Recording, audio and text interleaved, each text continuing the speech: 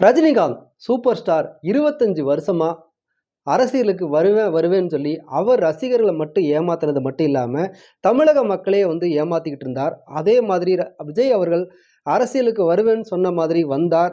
அதே மாதிரி உறுப்பினர் அடையாள அட்டை 2 நாட்களில் கிட்டத்தட்ட 50 லட்சம் பேர் உறுப்பினராக சேர்ந்திருக்கிறாங்க.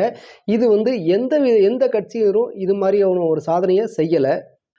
அதே போல வருகின்ற சட்டமன்ற தேர்தலில் வந்து விஜய் வந்து முதலமைச்சர் வேட்பாளராக நிற்க போகிறார். தமிழ்நாட்டுக்கு விஜய் அரசியலுக்கு வந்தார் அப்படின்னா எல்லா நலத்திட்ட உதவிகளும் நிச்சயமாக மக்களுக்கு, ஏழை மக்களுக்கு செய்வார் அப்படிங்கிறதுல மாற்று கருத்து எதுவும் இல்லை. விஜய் ரசிகர்கள் கிட்டத்தட்ட வந்து 2 கோடி பேர் வந்து இன்னும் வந்து உறுப்பினர் சேர்றதுக்கான வாய்ப்பு அதிகமாக இருக்குது. இதனால் இப்போ என்ன நடக்க போகுது அப்படின்னா, அதிமுக, திமுக இந்த 2 கட்சியினரும் கதி கலங்கி போய் இருக்காங்க. இந்த வீடியோ பிடிச்சிருந்ததுன்னா லைக் பண்ணுங்க, ஷேர் பண்ணுங்க, கமெண்ட்